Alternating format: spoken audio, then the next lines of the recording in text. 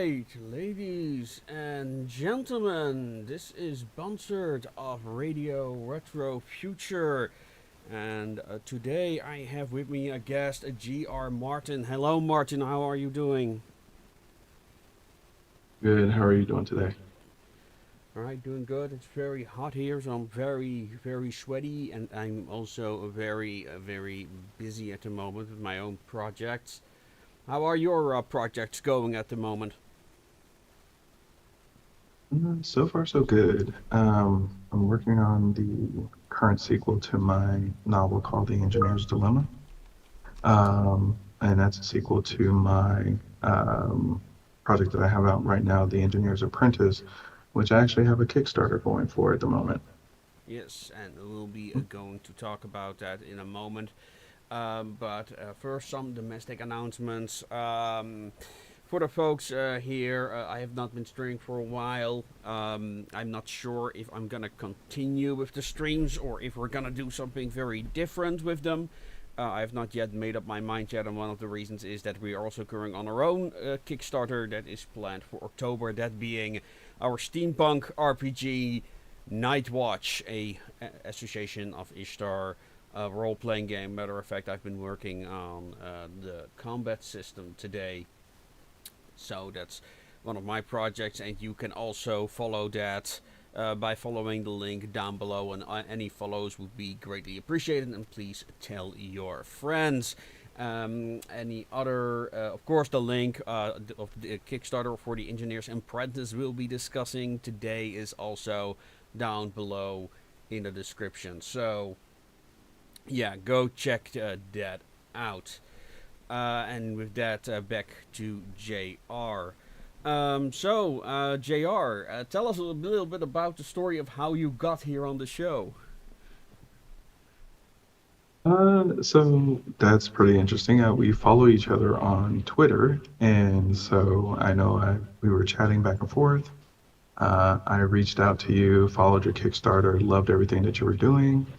And then you invited me on the show, and I was like, yeah, sure, no problem. I love steampunk. I write steampunk. You have a steampunk RPG. Let's talk about it. So, um, there's a lot of steampunk stories out there, but I haven't seen any real steampunk RPGs like that. And yeah, steampunk needs to have a revival. So I love Yeah, talking about it. absolutely. Yeah, yeah. Are you? Do you enjoy RPG games? Oh, for sure. I used to be real big into Dungeons and Dragons. But I spend most of my time writing now, so I don't get the chance to play.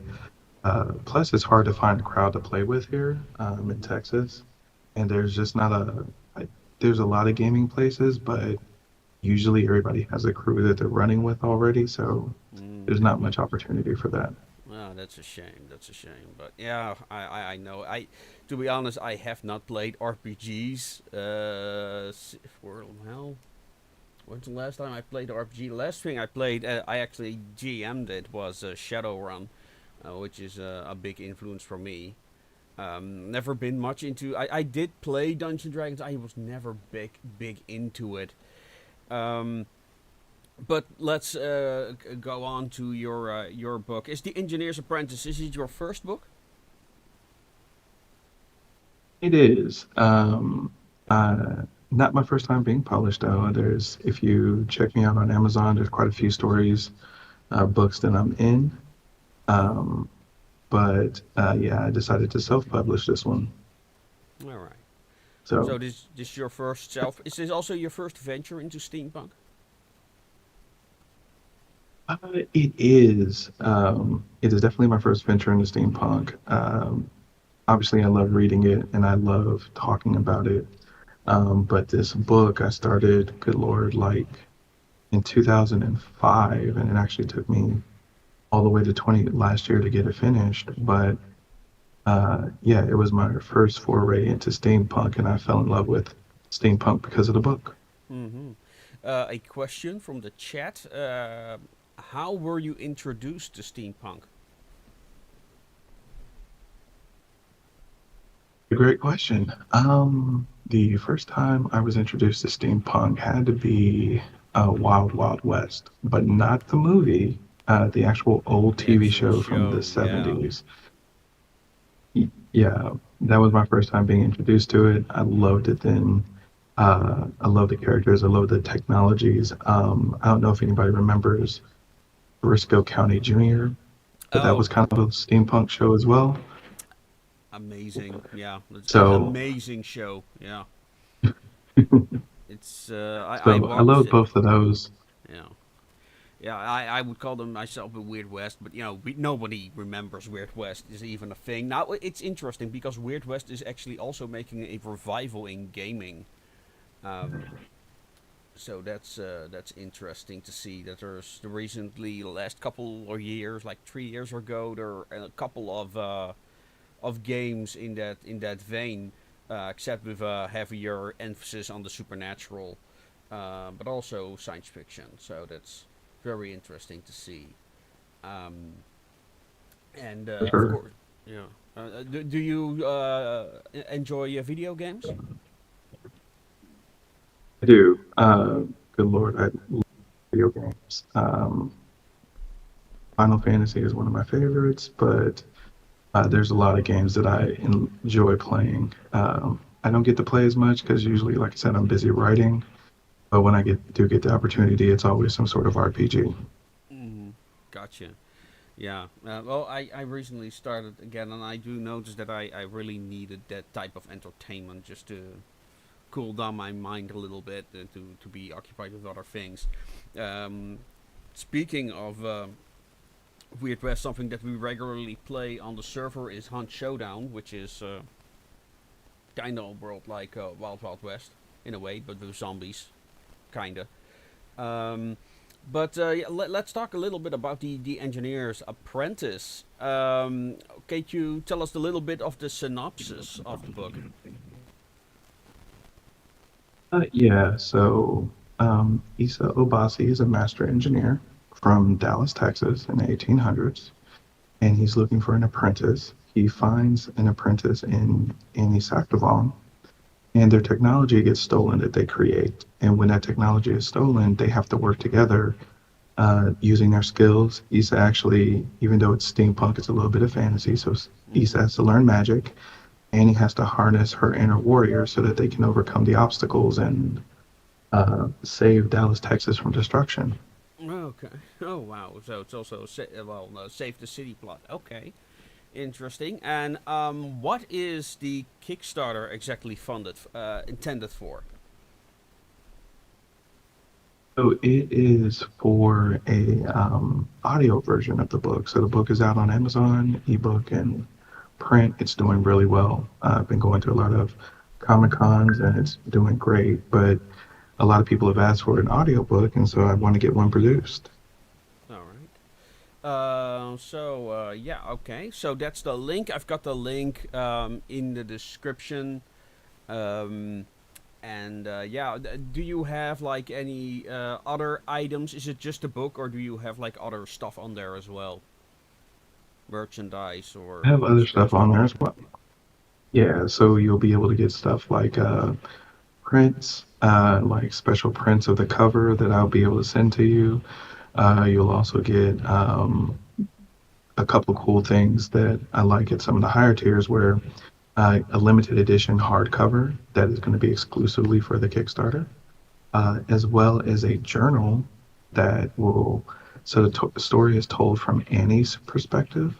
So what you'll also get is a journal kind of telling a side story, so to speak, of Issa's journal entries during the whole story. So you'll get that as well, along with a few other cool things. All right, all right. Yeah. So what else? What inspired your book? What, was there a particular event, or was it just something that you really want? Because you said you were working on this for 2005. So, what was the reason that it took so long? Just life, having a family, having kids, doing all those different things. So focusing on that. Um, Also, just getting better as a writer. So, strangely enough, this project started out as a short story, that I was trying to write, kind of like a Sherlock Holmes story. And I decided that I wanted, and this is before the show Elementary, which is funny. And I decided that I wanted kind of like a Sherlock Holmes type character, and a Watson to be like this female character.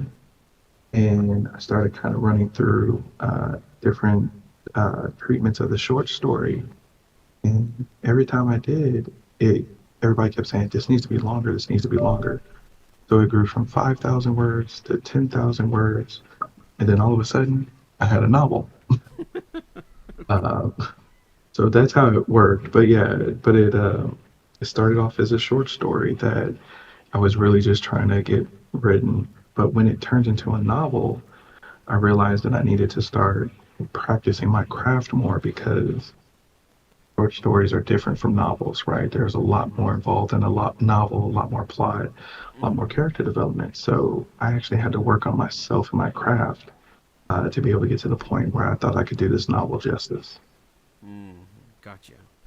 Yeah, exciting.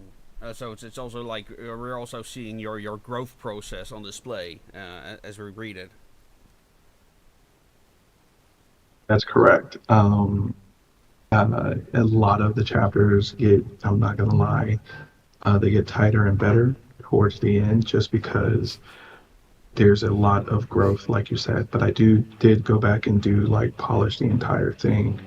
But what's really exciting is how much, like the next book, The Engineer's Dilemma, how much you can see my growth there Mm-hmm. and how the storytelling is just improved and I'm expanding the world. And I'm kind of getting out of one person's view and moving into everybody's view. All right. Give I me one saw a. second here. Sorry. Okay. Yeah, I seen your question in the chat, Riches. Just to give our guest a little Okay. moment. Ah, you're back. Yeah, I was just looking at the chat. There is a question from Riches again. Question for the guest: what are the tax policies of your taxes?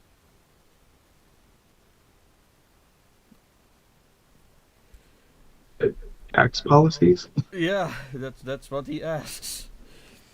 I guess it's a wordplay I'm on not sure. taxes. Yeah. Oh, yeah, because I'm not 100% sure on that. We just have a state tax and that's it. Mhm. Okay. Well, let's see. Yeah, what else would you like to talk about? Like, did you do a lot of historical research for your book, or were you just like, oh, it's gonna just gonna be a fantasy world? Um, I did. I actually do a lot of historical research. And I'm sorry, one second here. All right. So if you are watching this and you have not yet already, please go check out Nightwatch on Kickstarter as well. Both links to his Kickstarter and mine are in the description. Let me see if I can quickly find it. I am so sorry about that. Oh, he was apparently referencing the meme. I'm not sure what meme you're talking about, but I'll take your word for it. Yeah, what was the. I asked you something. Yeah, you were talking about historical inspirations for the book. Yeah. So there's a lot of, I did do a lot of historical research. So the book actually is a blending of different cultures as well, right? So Mm-hmm. I created this whole idea of merchants kind of being this, having their own little fiefdoms, this idea of these sword maidens because merchants want a bunch of wives and, their wives are actually their bodyguards. And so it's an acceptable policy to bring your wife to a meeting who just happens to also be your bodyguard, right? So Mm-hmm. you have these ideas of these sword maidens. Then I had to research Native American cultures and kind of figure out if, because in this world, the Native Americans have actually stopped Western progress. So Texas is actually the furthest west. Everything after that Okay. is Native American lands. Mm-hmm. So I had to do some research as to, how would the Native Americans have blended together over the years? How would that type of thing work to make them uh, not necessarily one people, but to have them sharing in common defense of this land that they're having to protect. Mm. Also, because it is the 1800s and it is America, you also get to see some of the freed slaves actually living with the Native Americans and working with them and cooperating with them, and kind of almost creating a separate independent nation. Mm. And the story takes place between these two places where Issa has to learn magic from the Native Americans in what we call the Native lands, and use that magic to stop his steampunk adversaries in Dallas, Texas. All right. All right. Also, had to do, had to do. Go ahead. Go ahead. I'm sorry. No, I Okay. wanted to ask what was I also the had to do a most. lot. You've got a lot of lag, I'm afraid. Well, what I wanted to ask, and then you can finish your story, is like, what was the most surprising historical fact that you discovered during your research? But go finish your story. Um, Actually, the two tie together. So I actually didn't realize how recent police forces were in the United States. Oh, yeah. Most of the like, yeah, the first one started in like the 1830s, if I remember correctly. And there's other things too, like uh, baseball was around during this time, like American baseball. So they ended up playing a little game of baseball while they're trying to figure out a problem. Mm-hmm. Excuse me. And there's just so many things that you didn't realize or you take for granted Mm-hmm. as being modern technologies. Like I found out when elevators were invented, and apparently they were invented in like the 1820s. Oh, yeah. So there's all these different things. Yeah, there's all these different things that you find out about, and you associate them with being modern, but literally they're hundreds of years old. Mm-hmm. Uh, and I think that was the biggest thing was just finding out how old some technologies really are. In fact, it was interesting because I mentioned elevators early in the story, and the person that I was speaking let read it. They're like, "That didn't exist. That took me out of the story. I can't believe they used an elevator." I'm like, "No, it did exist. It Yeah, was I actually know, right? commonplace." Yeah. And but they were so adamant that hearing about elevators in the 1800s just completely took them out of the story because they only associate that with something from like the 19, like the 1900s, 1910s, 1920s and forward. And I'm like, nope, it Mm-hmm. existed. Yeah.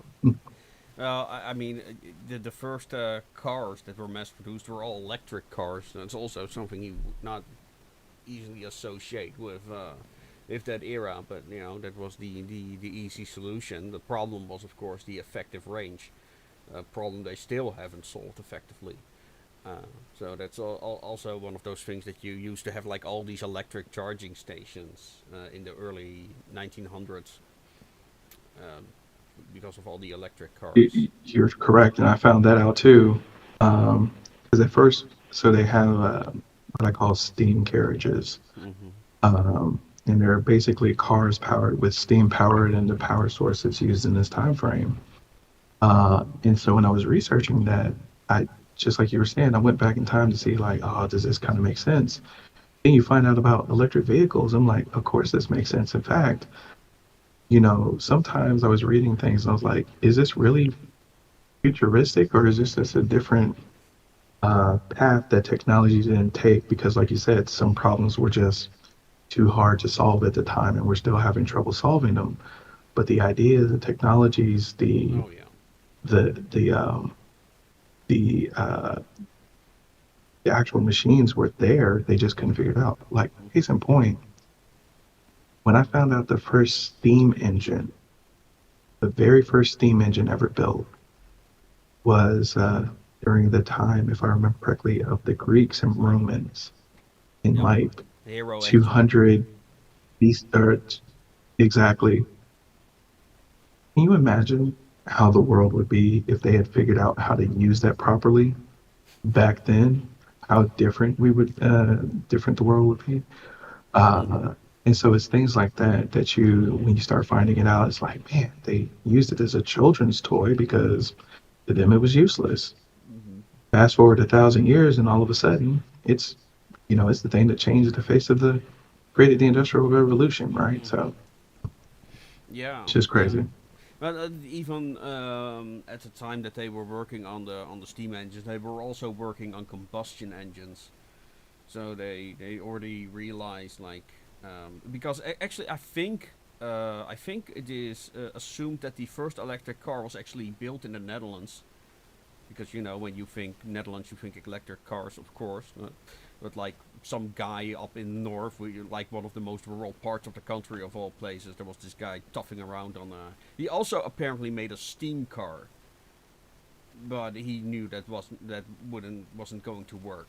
But he then made an electric car, and they do know how that thing looked like. So they have like miniature versions of it somewhere in the museum.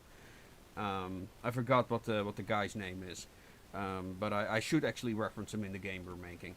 Um, but yeah, it's because I've done a lot of in the wrench for the wrench in the machine. I think you purchased it, or at least the ebook. Um, um, in that I did a lot of history into the English police force. The start of the so-called peelers, and and then you like realize like how special such a civilian police force was, because everywhere else in Europe and I think the United States is a little different, but like everywhere else in Europe they had like a military police force to police the people, and in England it was like, no, we don't want the military controlling the population, so they created this. Robert Peel created this civil service. Um, it's also funny because, and I also mentioned this in the Wrench in the Machine, is that they used to sweep the streets. They were kind of like janitors in a way who happened to catch thieves. It's very interesting to see that evolution. That's nice. And that's the cool thing about writing historical fiction, whether pure fiction or science fiction, fantasy. There's some things that happened in the past that are so unbelievable that it feels like it's fiction, right? Like Mm-hmm. Charles Babbage and the Difference Engine, Yep. right? The very first computer was analog and it was made, I think that was more in the 1900s, but still, Mm-hmm. it's so old that if it had been something that caught on back then and hadn't been so expensive to make, Mm-hmm. who knows where we would be at in this world, right? And I always find it interesting. And one of the things I did in the book is if you look at how fast technology spreads, look at how quickly we went from, you know, 1920s and radio communications to, 80 years later, internet Mm-hmm. TV, and all those different things. Yeah. It's And Go ahead. I was going to say, and how quickly those technologies have improved and become better and faster and smarter. And then you look at something like Charles Babbage difference engine. If it could have been produced, if it had been something that was useful, imagine. I try to imagine sometimes how much faster, smarter, better they could have made that over time, and what that world would look like. And that's kind of how I work through the book. Is like, okay, here's the technology. Here's what happened. Fast forward 80 years, how would the world be different compared to what it was when the technology was first discovered? Mm-hmm. Yeah, I mean that's what I love about steampunk is the what if. Right now, for those who are interested in such projects, we're trying to do a collaborative project now on the Discord on which we are now speaking, where we are trying to create an alternate Crimean War to kind of set a technological baseline for our setting, so we can take it from there. And yeah, that also means we're now trying to develop various aesthetics for the nations and how they're gonna develop. Um, So yeah, that's very exciting, and now we are actually seeing some people that are investing their time, willing to dedicate their time and knowledge to it. So that's very nice to see, very fun to do, and yeah, with the RPG on the way, who knows what kind of stories people will start creating for this series. So that's all very exciting. I'm very curious what 2005 will bring when the game is on the market. Let's see where can we take it from there. Is there anything else you want to uh, illuminate of the Engineer's Apprentice? Something we have not touched upon yet. Um, no, we've actually talked a lot about it. I don't want to spoil it too much or give too much away about it, right? Like I want people to go out, support the Kickstarter if you can, get the book and take a look at it, read it, but just enjoy it and just be able to get into the story. But I am curious, kind of like what got you into steampunk? What inspired you to kind of write stories and build games in the steampunk world? Okay. Well, first, to get back to the chat a little bit, I've been neglecting them. So, Narcos, Burlius, hello. Riches, there's a video in which George R.R. Martin exposes his disappointment over Lord of the Rings ending because he didn't know what Aragon's tax policy was. Yeah, that's a very old story. In relation to world building, well, it's nice that the king won, but what is his tax policy? It was something in that vein. And how to pronounce this? Gillespie Cavendish. Hello. Thank you. Welcome, sir. So what got me into steampunk? By the way, for the people who are watching, we're also doing a Q&A. I'm working on a Q&A video on the Association of Ishtar. So if you've got questions on my world, let me know. Then I can answer them in that video. So it's gonna be kinda half-half in the style of the current alt history videos. And to answer your question, what got me into steampunk? So that's a very long evolution over many years. I've always been fascinated with taking apart machines and turning them into stuff they weren't intended for. Um, so I always had that fascination. What really got me into it, though, is a science fiction anime called Last Exile. I made a retelling video of it, where I kind of give my interpretation of events in a kind of narrative setting. I'm still very proud of that video. It's here on the channel. But yeah, it kind of blends science fiction with Art Deco and interbellum fashion. So it's very interesting blend of various artistic styles by Ranji Murata, who's also one of my favorite illustrators. Like it's anime what he makes, but he uses like Art Deco for inspiration and and uses oil paints. So it's yeah, no, not oil paints, but like all kinds of pastels. So it's a very soft style. But yeah, so he was a massive inspiration. Well, I also grew up with Jules Verne. My parents were a big fan of him. Around the world in 80 days. I actually had a sound cassette retelling that story. So that was one of my favorite stories that I listened to regularly. Um, yeah, I watched Wild Wild West as a kid. Not sure if I was that impressed by it at the time. I recently watched it to do a review with somebody on my channel here, and oh my god, what a terrible film is that.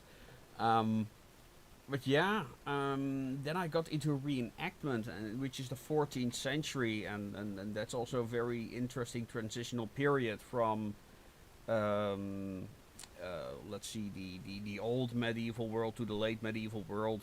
Like, I mean, I was in that transitional period between like the full the chainmail armor and full plate armor, but also the rise of firearms is in that period, and the rise of infantry over cavalry becomes very important in the era. So it's a very dynamic era in that regard. Very interesting transitional period. It's also the period of the Black Death, so that also caused all kinds of massive changes in Europe as well. Um, so yeah, that's and then I wanted to write stories. I was encouraged by somebody to write stories, and it was also something inspired by the Dutch Golden Age. Um, and that was something that I worked on. And then I started doing the YouTube channel. I started visiting steampunk events that encouraged me to dress up, as it were, in and create steampunk characters for that. And yeah, here we are now. The role-playing game thing was something I always wanted to do with the Association of Ishtar, but I thought that that's going to happen after 5 years after I wrote a couple of books. But then a game developer came to me like, I want to make a game based on your world. It's like, okay, now we're here. We hope to present it on Spiel Essen, which is this massive gaming convention in Germany in October. The biggest one in the world, actually, on board games. So, yeah, um, I'm really trying hard Very to get cool. everything done by then. It Yeah. it's actually funny you mentioned Last Exile. I love that one and Steam Boy. Oh I yeah, don't know if you ever saw that anime movie. yeah. Steam Boy is So, also, yeah. If somebody would ask me like, what is a pure steampunk film, I would say Steam Boy. That is for me like that and Frostpunk. I'm also looking forward to Frostpunk 2, which is coming out this year. Not sure if you're into city oh, for builders, sure, but yeah, if you I have not am. played Frostpunk, I highly recommend it. I'll be sure and check that one out. But yeah, actually, Steam Boy. I think there's that unicycle that he uses in there. Yeah, I in the even movie. have something similar to that. Yeah, I have something similar to that in my story because I was like, oh, that is so cool, and that is quintessentially steampunk. Mm-hmm. Yeah, yeah. I've got to include something like that. Just how amazing it is. Yeah, yeah. I want to include it in my world as well. I have some ideas for it, but it's gonna be because the problem with the motorcycles is you cannot look straight ahead because the wheel is in the way. And there were some other Hmm. problems with the concept, but I forgot what it was. There were some other issues with it. Why it was not became very popular. But yeah, I'm having this idea for a fully enclosed version for it. And because my world relies on the fact that aliens are invading in some form or another. Like they have all this unconventional technology that's especially made for that, like these things, the chassis de bataille, French mech prototype. That's gonna be more prevalent in the setting over time. Um, but stuff like that. It's like, well, it doesn't make any Oh, military you sense in know, our context, but it would in a setting with aliens. But go ahead. I was gonna say it's actually funny you said aliens. That actually was gonna be the initial angle for my entire series. Okay.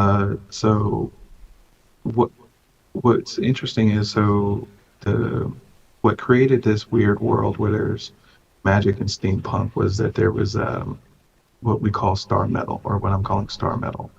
So Mm-hmm. star metal falls from the sky, and when some people realized that you can mix the star metal with uranium, it created a limitless power source. It's something the size of a grain of rice can actually power a steam engine on a train in perpetuity. So you never have to add more coal. You just have to keep adding water, right, to keep the uh, boiler from being empty.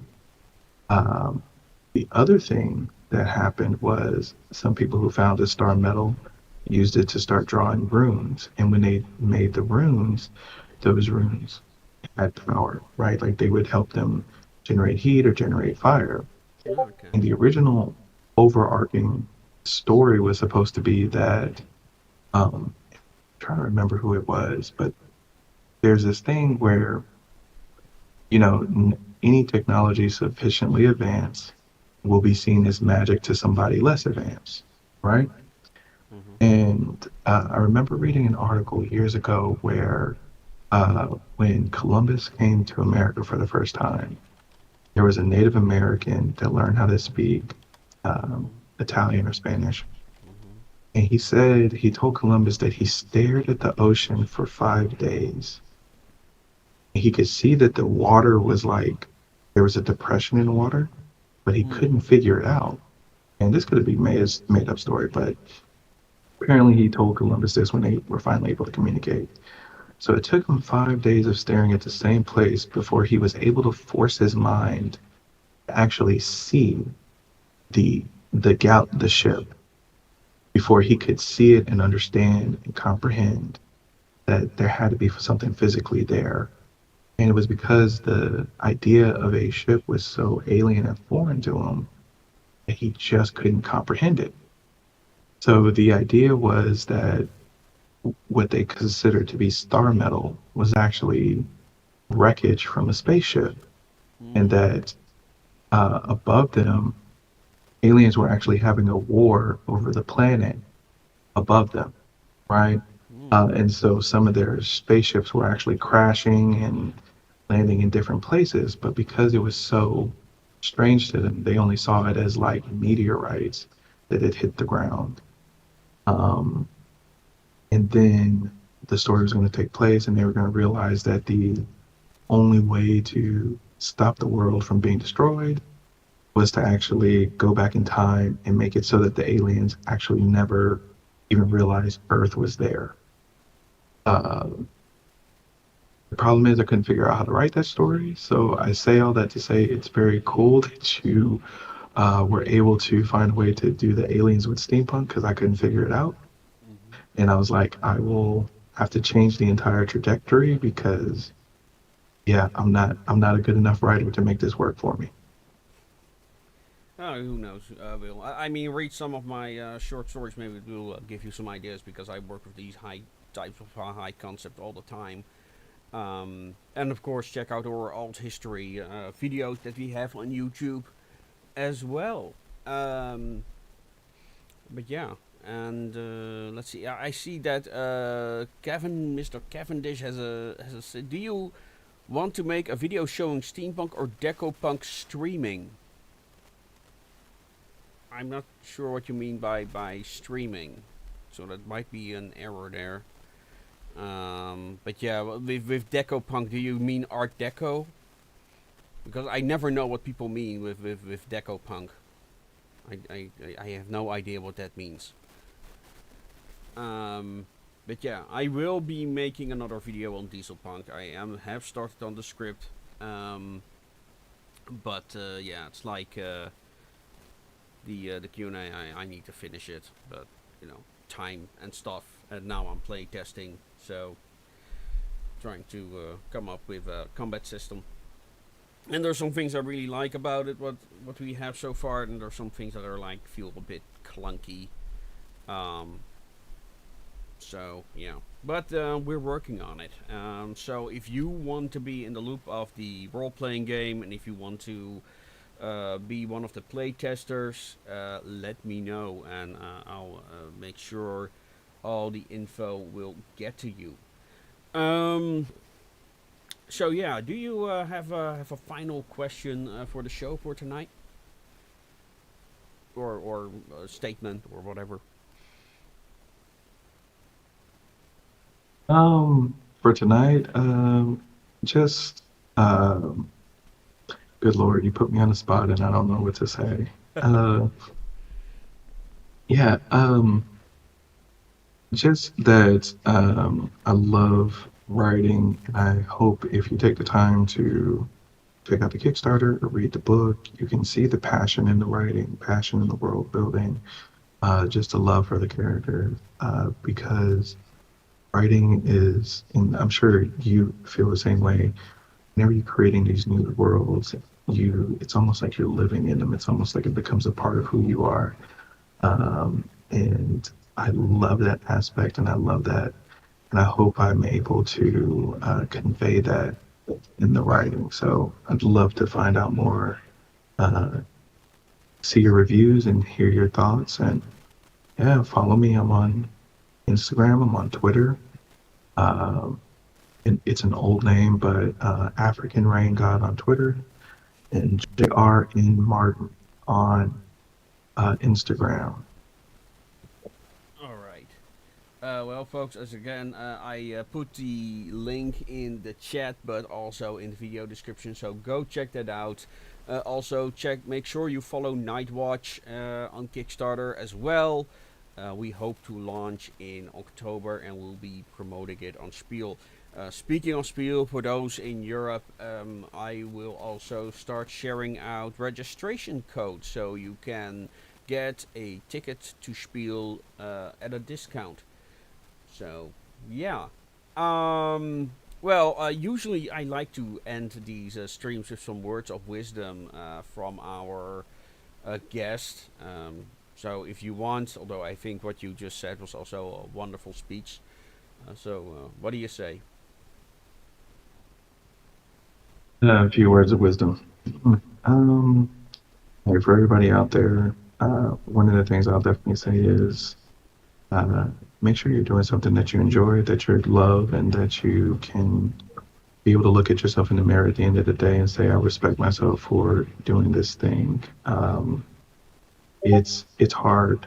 It is very hard to do the right thing. It's very hard to find things that you love to do, but I don't think that we have to just constantly work for the sake of work. It shouldn't be to grind ourselves into the dirt until we retire at 60 or 70. We have to find the things that we're passionate about, find the things that we love. Um, I love science, I love technology, but I miss the arts, I miss the humanities, I miss, philosophy. I miss those times when you could sit there and just listen to people talk about their ideas without people becoming enraged. Mm-hmm. So Yeah. do what you love, do what you're passionate about, and then just take the time to be open-minded. And if somebody's sharing their opinion, share yours. But once again, always remember that you can agree to disagree. Right. Wonderfully said. Wonderfully said. All right. Well, words to live by. All right, folks. Now, I hope you enjoyed this stream. Like I said, let me know what you think about whether I should be doing more streams again. It has been a lot of work for me to arrange all this, so I'm kind of like dubious on what I want to do with the channel in that regard. And YouTube. YouTube algorithm is not cooperating the recent couple of weeks. So yeah.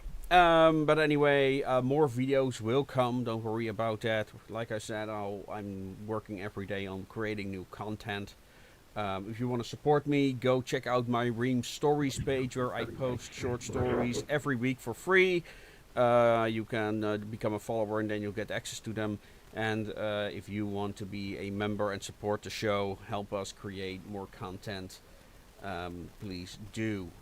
Know that all the money that I make currently goes to my illustrators, and Johan is currently working on some amazing art for the RPG.